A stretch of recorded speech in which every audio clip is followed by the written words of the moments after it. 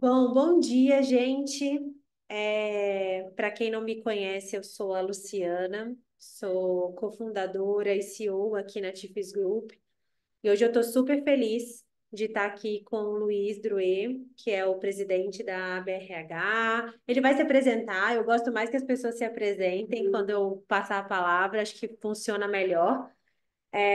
Mas eu estou muito animada de poder falar de um assunto que, na minha trajetória profissional como CHRO, eu sofri bastante, né? Acho que não tem resposta certa. O Druê tem bastante experiência com isso e eu acho que vai ser um papo bem legal aqui. Mas antes, acho que é importante dar contexto para quem está aqui com a gente pela primeira vez nas nossas lives, contar um pouquinho de quem é a Tifes. Então, pode passar, Nath, por favor. Qual que é o contexto, né, que a gente está inserido hoje? A gente tem percebido cada vez mais um movimento, né, das organizações sofrendo com a quantidade de mudanças pelas quais o mundo vem passando, né? Desde mudanças econômicas até mudanças de design organizacional, até mudanças, de mentalidade, de cultura, modelos de trabalho e por aí vai. E várias veículos, né, Tier 1 globais, têm trazido esse assunto como um assunto extremamente relevante. O quanto as organizações vão ser capazes de ser bem-sucedidas ou não nesse momento que a gente está vivendo. Pode passar, Nath. Junto com isso, a gente viu que os últimos 3 anos. Gente, tem alguém com microfone? Obrigada. A gente tem percebido que os últimos 3 anos eles foram marcados, né, por muitas mudanças. Eles foram muito impactados. Pandemia, acho que a gente nem precisa falar. O quanto o mundo do trabalho, e não só o mundo do trabalho, eu sempre brinco disso, né? Eu me arrisco dizer, sem nenhum medo de errar, que qualquer um de nós que está aqui hoje passou por algum tipo de transformação a nível pessoal na pandemia. Fez alguma reflexão sobre algum elemento ou alguma parte muito importante da sua vida e, obviamente, fez mudanças a partir daí. O mundo do trabalho não foi diferente. Junto com isso, a gente viu uma recessão econômica importante, a gente viu aumento de juros, portanto, menos apetite, né, para em novos investimentos em startup. A gente está vendo essa recessão das startups com mais dificuldade de captação. E por conta disso, obviamente, a gente está vendo novas fases de negócio.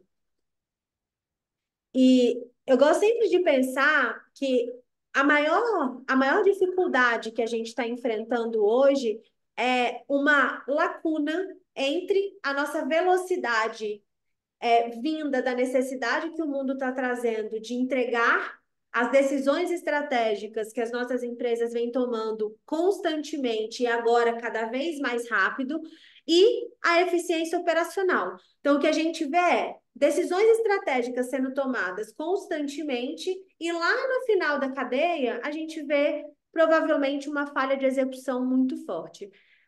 Somar dessas decisões estratégicas super ágeis sendo tomadas muito rápido, a gente vê muitos desafios orçamentários, então as empresas tendo que reduzir seus orçamentos ou revisitando seus orçamentos, e muita falta de habilidades disponíveis, quaisquer que sejam elas, habilidades é, mais focadas em um tema específico, ou habilidades de soft skills, ou habilidade de hard skills novos que vêm sendo trazidos, por exemplo, com advento e maior movimento de inteligência artificial. Mas fato é que decisões estratégicas muito rápidas, desafios de orçamento e a falta de habilidade na hora que a gente precisa provavelmente tem levado a grande maioria das companhias a falharem na sua execução. E aí, quando a gente. Pode passar, Nath, por favor. Quando a gente pensa na nossa missão, por que que a gente nasceu, a TIFES, a gente acredita muito que, com tudo isso que eu contei de cenário, é muito importante que a gente faça uma reinvenção das relações de trabalho, para que, de fato, a gente possa ter melhores resultados nas empresas mais relevantes do Brasil. A gente tem conectado, né, como proposta de valor, a gente conecta executivos que são experts nas suas áreas de trabalho para atuar sob demanda nas empresas de forma assertiva, rápida e trazendo eficiência financeira. Por que trazendo eficiência financeira? Porque a gente traz senioridade, e o custo dessa seniorização é uma fração do custo daquele executivo que vai estar atuando ali de maneira part-time, trazendo provavelmente mais visão estratégica e talvez menos capacidade, de operacionalizar, mas isso as companhias hoje já têm. Gente, eu preciso de 30 segundos aqui. Só um segundo, Nath, preciso de 30 segundos.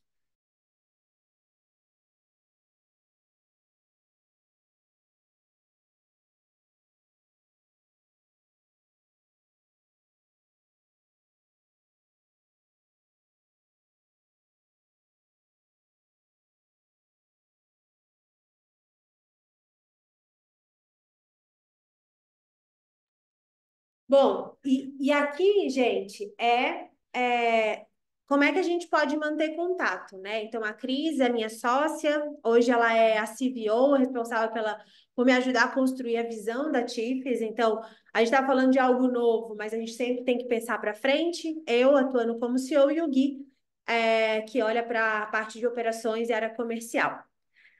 Mas, enfim, a ideia aqui é falar um pouquinho de contratação, mas antes, a gente tem feito um movimento muito importante no mercado, né? Reinventar o trabalho não é trivial. Então, parte do nosso papel é preparar o mercado, para as mudanças que vão acontecer naturalmente. A gente lançou há mais ou menos uns 2, 3 meses um e-book que falava um pouco mais de o que é esse Open Talent no Brasil.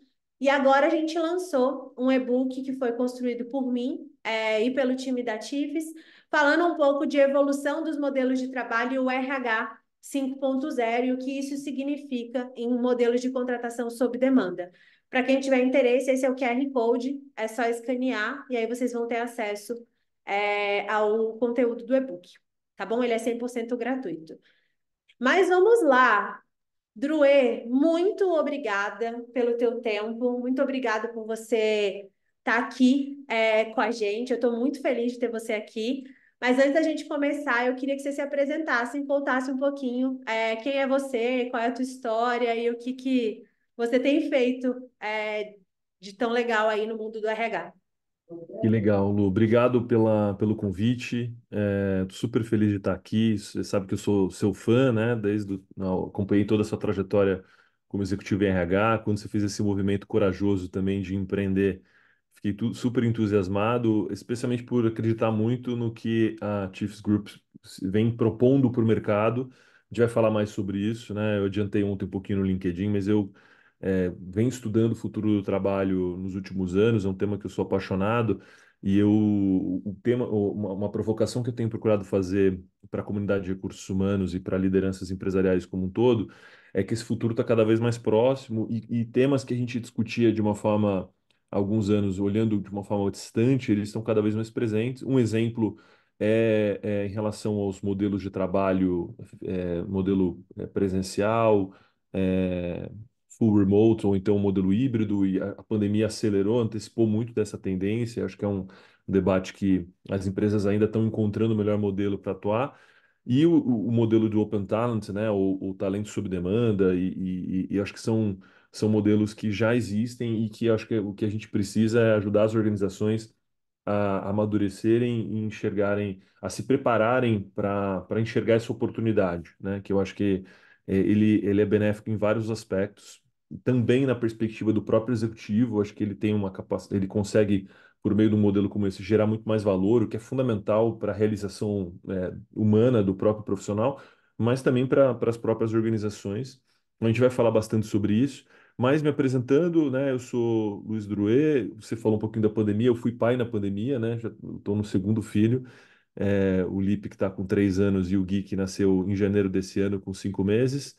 É, Sou fundador da Share People Hub, uma empresa que eu fundei em 2015 e que esse ano completa 9 anos de mercado, uma empresa que já está bem estabelecida no mercado, atuando com recrutamento e consultoria estratégica em gestão de pessoas.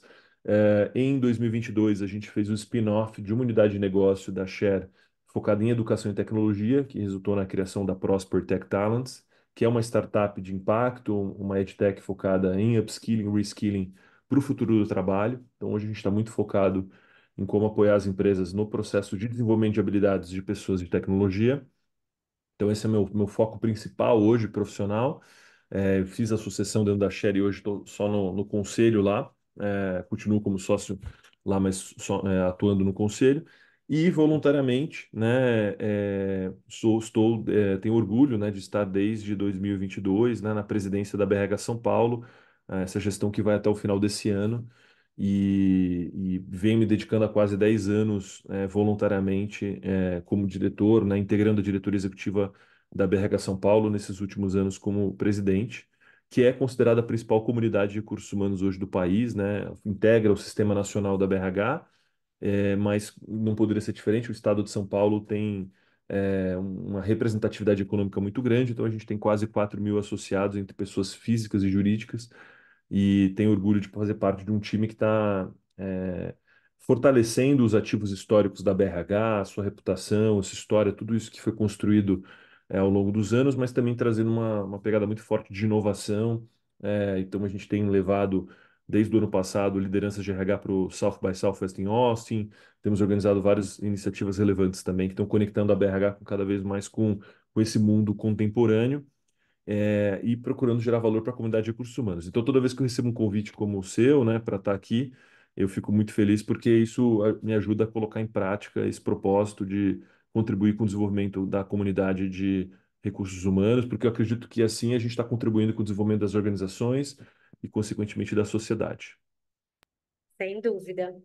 Dre, vou tentar pegar um gancho aqui do que você falou, né? Até você começou falando quanto você acredita nesse movimento do Open Talent, de alguma forma. Como é que você enxerga, você que está nessa posição, principalmente na BRH, como é que você enxerga que essa economia aberta de talentos, ela ajuda de alguma forma, mitigar os desafios de contratação, principalmente de profissionais sêniores?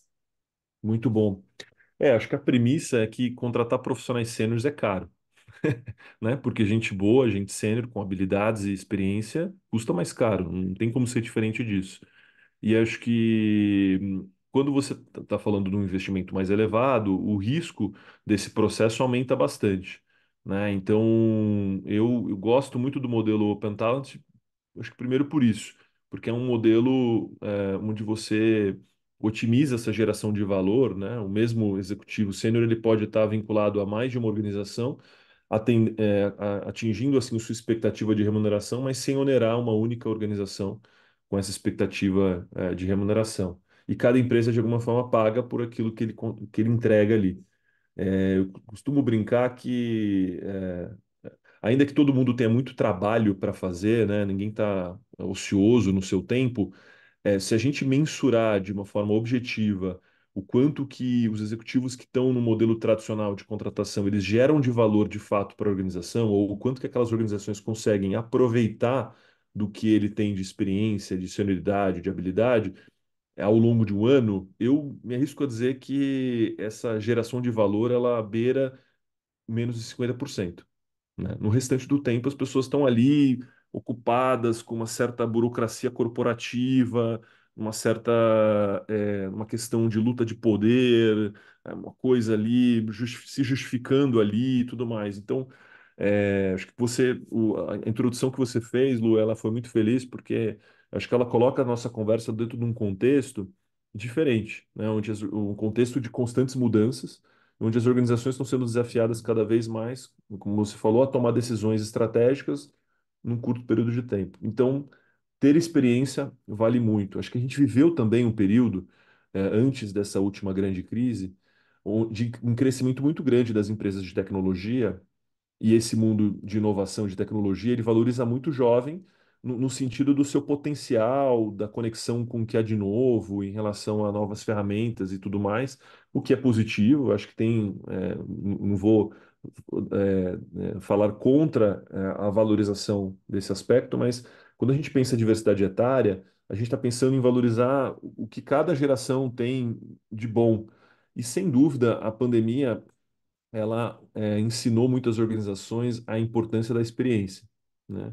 Eu vi muitas empresas olhando, voltando a valorizar talentos sêniores pela, né, como a gente chama brincando, os cabelos brancos, porque são pessoas que já viveram essa crises antes e sabem como navegar, enquanto tinham muitos executivos, às vezes em posições de liderança, que basicamente tinham vivido todo o seu crescimento profissional ali nos últimos anos tinha sido num mercado em franca expansão, né? Onde, obviamente, você tem os seus desafios de competição de mercado, mas com o vento a favor, tudo fica mais fácil, né? Então, acho que isso é um pouquinho da minha contribuição aqui para essa sua primeira pergunta.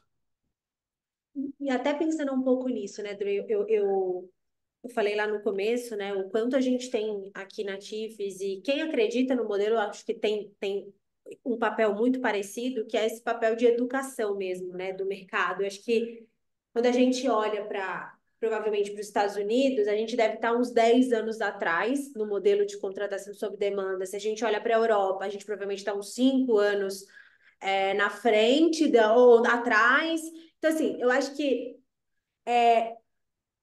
quando eu penso em quem seriam os potenciais protagonistas dessa transformação, eu particularmente acredito muito que é o RH, né? Eu acredito muito no RH com esse papel protagonista. Você anda e é muito próximo de muitos RHs, de muitas companhias.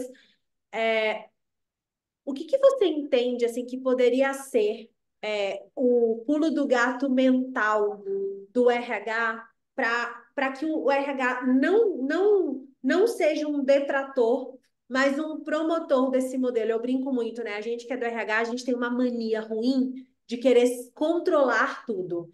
Né? Isso é muito característica de RH. A gente quer controlar todos os processos, a gente quer controlar as pessoas, a gente quer controlar tudo. E no modelo sob demanda é natural que a gente perca um pouco mais do controle.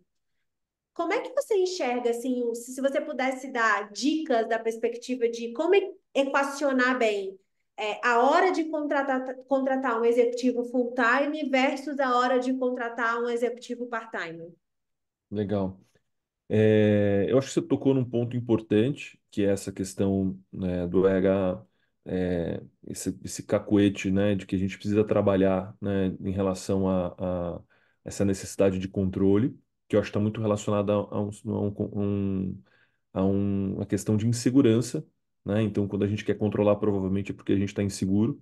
Então, muito do que a gente vem trabalhando dentro da nossa comunidade é o tema do desenvolvimento, para a gente estar preparado, mas também do protagonismo, né? Da gente exercer essa influência da melhor forma, sem ser pelo controle, mas por um caminho de autoridade, de preparo de fato. E eu concordo com a sua visão de que o RH ele é o caminho, deve ser o caminho principal para que esse tema seja amadurecido dentro das organizações.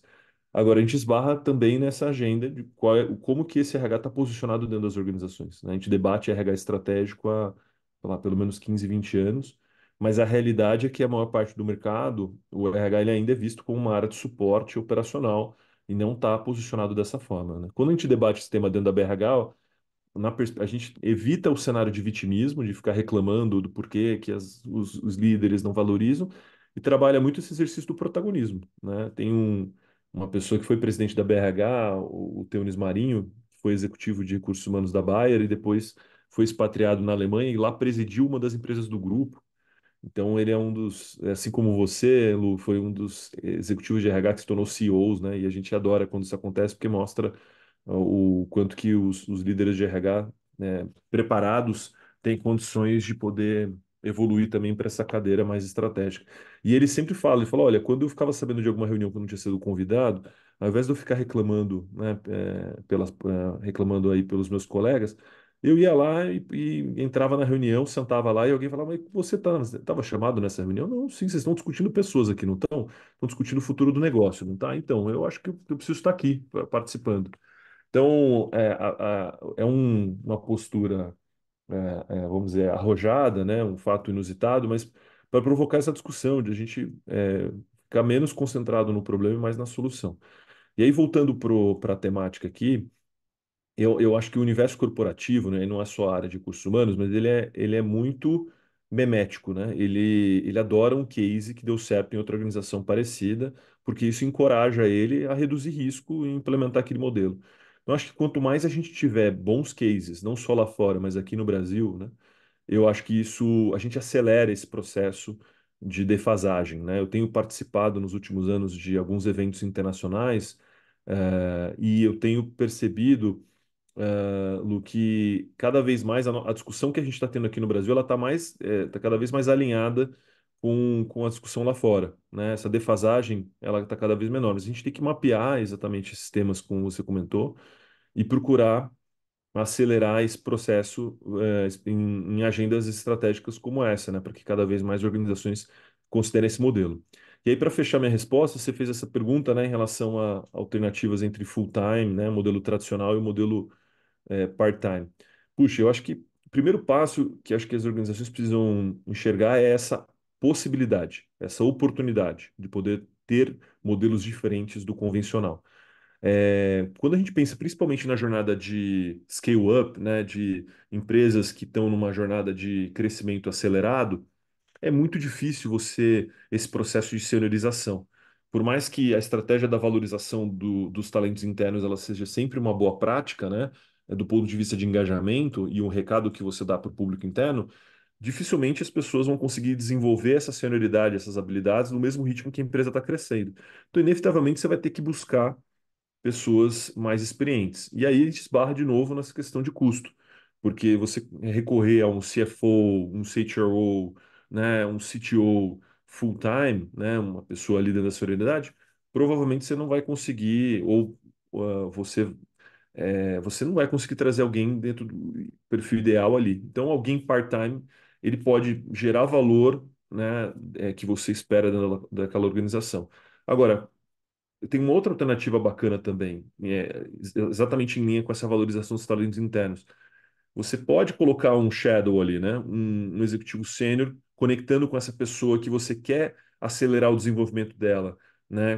Para poder haver essa mentoria, essa transferência de expertise, para que essa pessoa não tenha que aprender por tentativa e erro e levando muito tempo para poder se seniorizar. Então, tem várias aplicações do modelo que eu vejo que são interessantes, para as organizações encontrarem esse equilíbrio em termos de geração de valor, senioridade e o quanto que cabe no bolso, né?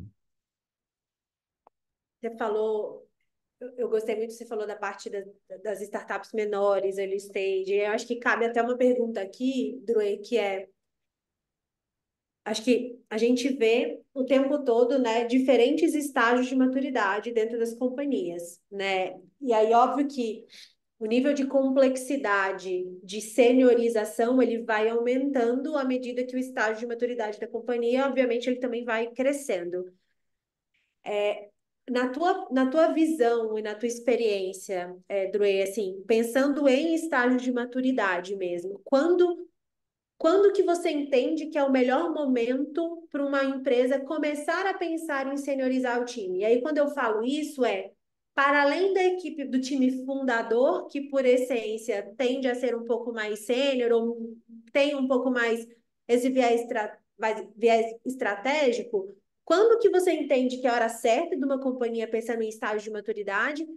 E e aí, para além do estágio, que elementos que você entende que deveriam ser levados em consideração em cada um dos estágios de maturidade para contratar pessoas mais sêniores?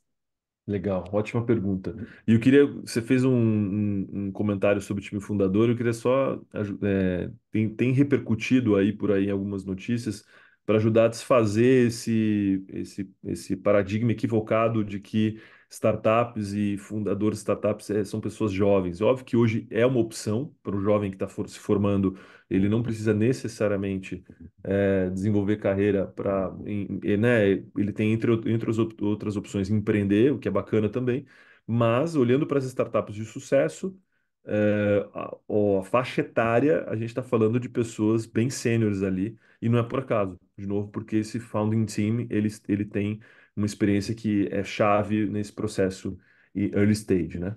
Mas indo para a resposta, eu acho que é quando essa operação está escalando, né? Então você tem o time de fundadores que precisa ter uma perspectiva bem complementar ali, né? Você não, e é um erro comum, né? De quando as pessoas vão empreender, às vezes procurarem pessoas semelhantes, porque trazem um senso de afinidade ali, de consenso, mas é exatamente o que você não quer dentro de uma jornada de inovação. Você quer pessoas que pensam diferente, exatamente para poder desafiar o status quo e encontrar um modelo eficiente. E aí você tendo pessoas com perfis complementares, você tem uma fase early stage ali de muita validação, de muita incerteza, onde a experiência é importante, mas está ali no time de fundadores. E aí, vencida essa etapa, você começa vencido as validações principais ali de produto, de modelo de negócio, de máquina de vendas, você vai precisar acelerar esse crescimento. E aí você já tem um playbook bem desenhado, você já tem um modelo, e ali começa a fazer diferença você ter pessoas mais sêniores para poder liderar essas áreas de alguma forma, delegar mais essa responsabilidade para o time de fundadores não ser um gargalo nesse crescimento. O segundo momento em que a seniorização vai ser importante é quando esse movimento de crescimento de escala ele passa a aumentar significativamente a complexidade da operação, né? Então você já tem um time grande, você já tem uma boa base de clientes, você já tem uma operação rodando que tem uma complexidade grande. E aí você começa a encontrar isso que eu comentei, esse dilema do tipo, puxa, eu tenho essa pessoa que amassou o barro com a gente desde o início da nossa jornada, que a gente tem focado no desenvolvimento dela, mas, putz, essa operação ela cresceu, né, numa velocidade tão grande que essa pessoa não consegue dar conta, né? E aí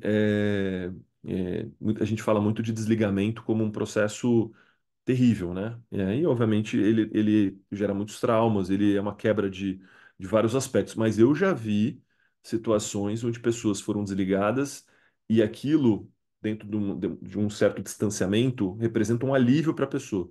Porque não tem nada pior do que a operação, não é só a liderança, mas a operação demandar de você habilidades que você não está pronto para entregar ainda. E isso vira um inferno na sua vida, né? Vira burnout, vira um monte de coisa.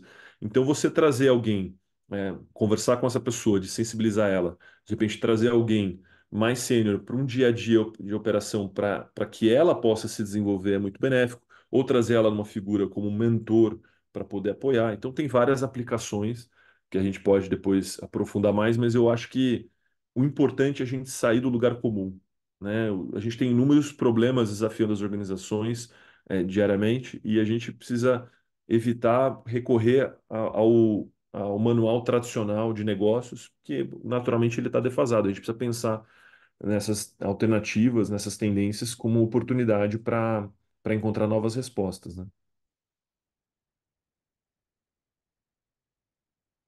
E eu acho que a Lu caiu aqui.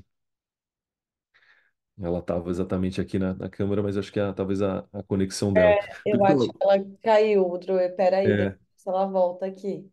legal. Bom, só saudar os amigos aqui, o Daniel Modanese, Davi Búfalo, Érica Junque, quem mais? Thaís Jorge. Estou me sentindo em casa aqui, só com pessoas legais acompanhando. E eu queria estimular, acho que já foi enviado aqui no chat também para vocês ficarem à vontade para mandarem perguntas.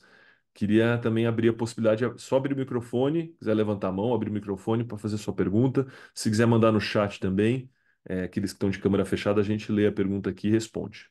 Eu ia falar isso, gente. Agora é a hora. Se vocês quiserem já aproveitar esse espaço. Eu ia fazer um comentário aqui, tudo bom? Aqui é a Tudo Cris bom, Mendes. Cris? Tudo bom, gente? Grande prazer estar aqui junto com vocês. E assim, quando você fala aí dessa jornada empreendedora, eu que já empreendi algumas vezes, me identifico completamente e consigo entender plenamente as dores desse empreendedor que fica nesse momento decidindo qual é a hora certa de dar o passo de trazer essa senioridade para o time. É uma decisão difícil porque ela envolve não só um investimento financeiro ou não, mas uma mudança, da forma de fazer gestão daquele negócio, né? De como é que a gente avança nessa trajetória, divide, de certa forma, inclusive o poder de decisão e a visão do negócio, né? Muito bom, Cris. Ótimo comentário. E isso me traz um ponto que eu tinha me preparado aqui para compartilhar. Olá, Lu, tudo bem? A Gente, gente desculpa, percebeu. deu um Fica estouro tranquilo. aqui e caiu toda a internet, tudo. Eu conectei rapidinho o celular para não perder tempo. É tranquila. A Cris fez um comentário super bacana aqui sobre, de novo, para aprofundar essa discussão sobre o estágio de seniorização. E um erro que eu já vi muitas empresas cometerem, que acho que conecta com que no nosso alinhamento prévio a gente falou sobre cultura, né, Lu? Mas eu vi muitas empresas cometerem, puxa, então eu estou crescendo e aí não precisa ser só startup, tá? Eu já vi muita empresa familiar nesse processo. Então eu vou buscar uma pessoa com experiência em multinacional aqui, né? E tem esses grandes nomes que falam por si só, então trazem um sobrenome corporativo enorme. Então eu vou trazer uma pessoa lá aposentada da empresa XYZ porque ela vai trazer com ela todas as boas práticas de mercado e isso vai fazer a nossa área sair desse estágio mais, vamos dizer, amador para um estágio mais profissional. Esse processo, se não for bem conduzido, ele tem um grande risco de dar errado, né? Então, por isso que o apoio, né, de empresas especializadas como Chiefs Group são importantes, para a empresa exatamente ter clareza de que, primeiro, uma pessoa que trabalhou a vida inteira em multinacional pode sofrer muito num contexto, numa organização baseada em tecnologia que está crescendo, ou uma empresa dentro de um contexto familiar. O que não quer dizer que ela não possa se adaptar a isso, mas ela pode vir a sofrer pela falta desse repertório, por ter aprendido a trabalhar num outro formato, num contexto completamente diferente. E a própria organização também precisa estar preparada para esse processo, não achar que esse executivo sênior ele é um grande milagreiro que vai resolver as coisas no passe de mágica, porque é, muito provavelmente o diagnóstico inicial que ele vai fazer para conseguir implementar aquelas melhorias que são esperadas passa por mudanças de processos e mexer na forma como as coisas vêm sendo conduzidas que vão exigir abertura desse time de liderança para esse processo. E nem sempre essas organizações, esses líderes estão prontos. Eles querem o bônus da mudança, mas não querem o ônus do processo de mudança. E aí você tem, de novo, frustração de todos os lados e um cenário de uma possível ruptura. Então, eu acho que esse é um ponto de atenção, não é um processo trivial, né? Você buscar uma pessoa mais sênior, né? E falando de cultura, eu gosto sempre de trazer a seguinte provocação.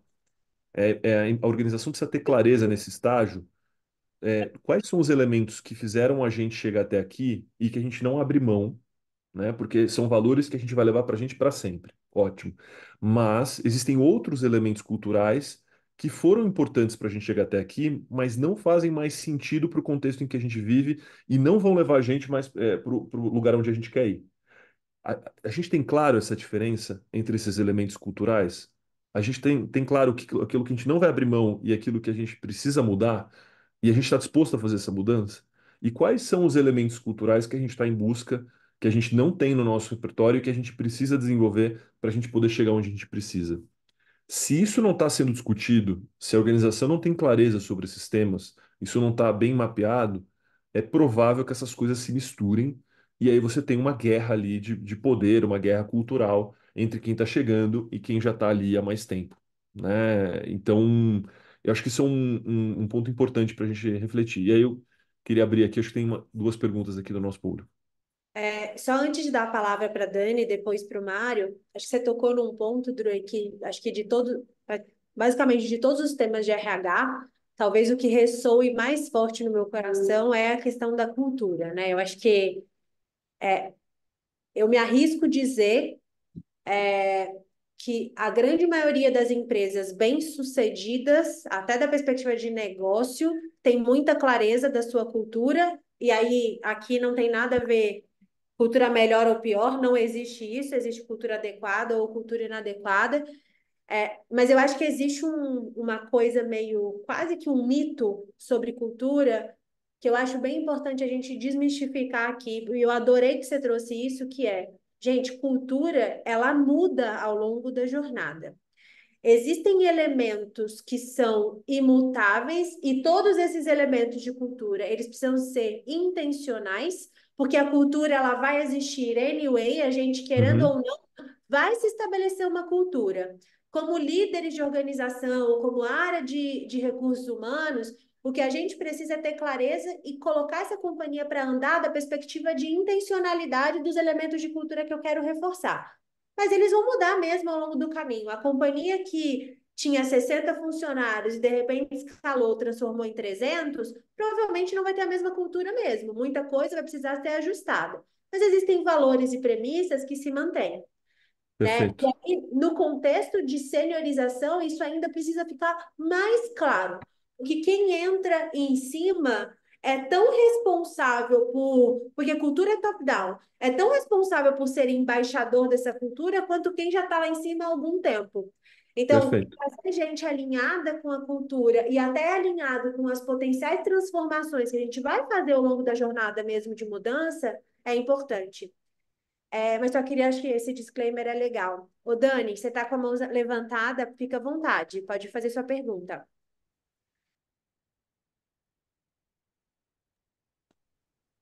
Oi, gente, bom dia. Aqui é a Dani da Mercer.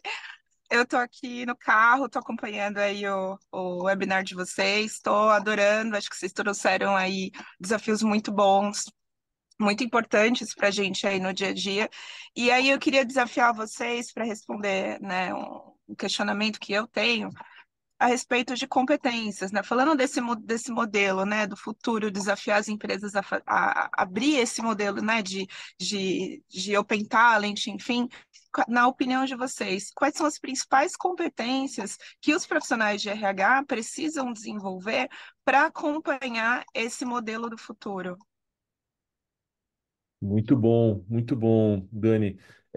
Acho que você tocou num tema-chave que está totalmente conectado. A gente acho que não tinha abordado de uma forma focada ainda, que é o tema de competências e habilidades, né? E eu acho que fundamental a gente levantar aqui a bandeira do modelo de skills first, né? Que é isso, né? É um novo olhar das organizações para os talentos, né? Em todos os níveis de senioridade e função e uma valorização desse tema de competências e habilidades antes de qualquer outra coisa, inclusive experiência, né? Então, ele começa com uma ruptura do modelo tradicional de um olhar para diplomas e certificados, e ele valoriza, obviamente, as experiências, mas como isso se reflete em termos de habilidade, para a gente poder, inclusive, provocar transições de carreira de uma forma mais natural e as pessoas não ficarem aprisionadas no sentido de eu só fiz isso a minha vida inteira, é isso que eu tenho para fazer.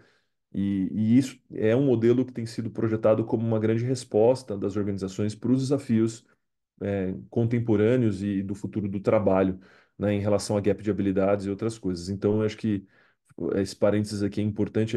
A Prosper tem levantado muito essa bandeira do tema de gestão por habilidades e tem vários casos da McKinsey e de outras organizações, Deloitte, que têm projetado ganhos significativos das organizações. Mas falando especificamente, né, do tema de habilidades e competências da área de recursos humanos, eu acho que tem um componente importante que é compreensão do negócio, né, que eu acho que ainda falta muito para os RHs de entender o business a fundo e conseguir discutir o negócio de igual para igual com qualquer outra área da organização. E isso é fundamental para desenvolver uma outra capacidade que eu já comentei aqui, que é essa capacidade de influência, né, de protagonismo e influência que o RH precisa para poder responder a esses desafios e poder gerar valor para o negócio, né? Eu estava recentemente num evento onde uma palestra estava falando exatamente do modelo de business partner e ele falando que a meta do BP daquela área é a meta da área, né? Obviamente existem outros indicadores que são avaliados relacionados a pessoas, que o BP também é mensurado, mas o principal objetivo do business partner de RH dentro daquela área é garantir com que a área entregue o resultado dela. E obviamente que ela vai, junto com o líder da área, trabalhar a estratégia de pessoas. Então, eu acho que esse entendimento de negócio e essa capacidade de influência são duas habilidades fundamentais para o desafio, o dia a dia do RH hoje e que, infelizmente, ainda faltam bastante. Então, de novo, é um tema que a gente debate muito dentro da BRH como uma agenda de desenvolvimento dos profissionais que querem exercer esse protagonismo. Boa. acho que o Mário também está com a mão levantada, né? Sim, bom dia e primeiro parabéns aí, Luciana, Luiz Eduardo, bacana essa conversa. Eu estou entendendo que a gente está falando muito do ponto de vista das empresas, né, e dessa mudança de cultura para poder experimentar diferentes modelos. A minha pergunta é um pouco diferente para ver se vocês podem comentar também rapidamente. Pegando o meu exemplo, né, eu tenho 36 anos de vida corporativa em diferentes multinacionais, tendo morado nos Estados Unidos, grandes empresas, e nos últimos 20 anos atuando como diretor e COO, e faz 2 anos e meio que eu saí do mundo corporativo e estou como COO de uma startup, que foi uma experiência muito interessante para mim. A startup está crescendo bastante mas eu, quando olho para o futuro, eu começo cada vez a ter mais tempo disponível. Eu quero me preparar para poder me encaixar também no modelo que a Chiefs propõe, né? Por isso que eu me inscrevi, no modelo de poder fazer mentoria ou atuar como um shadow, ou algo nessa linha. Como é que, e eu estou vendo, né, esse desafio, né, das empresas não estarem ainda totalmente com a cabeça preparada para isso.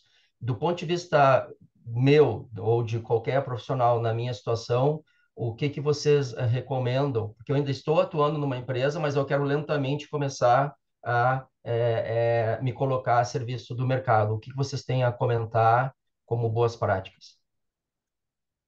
Legal, Mário. Muito boa a sua pergunta, porque a gente está discutindo muito aqui do tema das organizações, como é que as organizações e o RH protagonizam esse processo de abertura das empresas para esse novo modelo.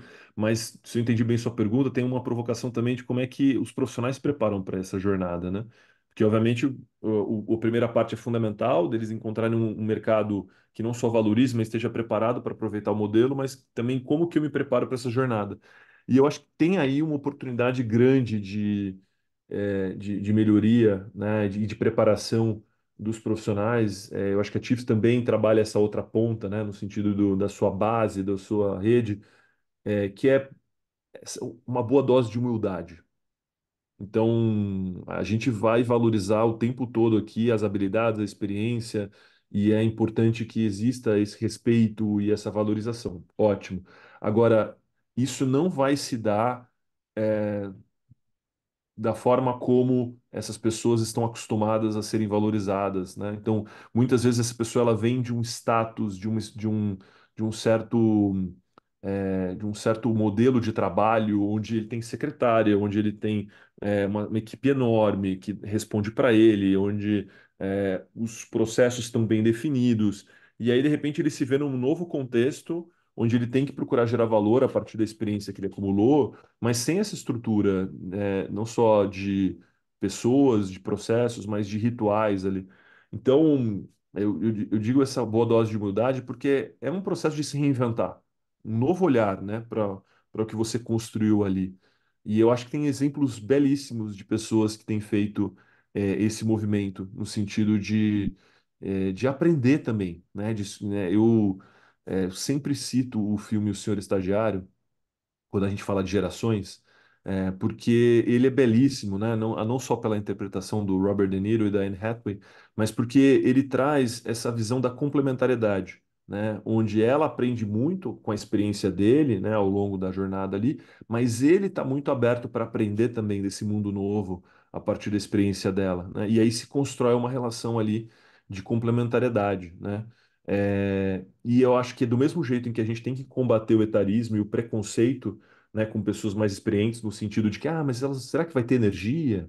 Será que vai ter gás? Coisas que a gente vê gente com 80 anos que tem mais energia do que muito jovem que está saindo da faculdade. Então a gente tem que combater esses vieses, esses preconceitos. Mas do outro lado, também a gente precisa trabalhar com essa comunidade mais experiente a abertura para o novo, a abertura para novos modelos, porque se esse executivo, eu mencionei agora há pouco, o risco de dar errado uma transição de um executivo sem trabalhar numa multinacional para trabalhar numa startup ou numa empresa familiar.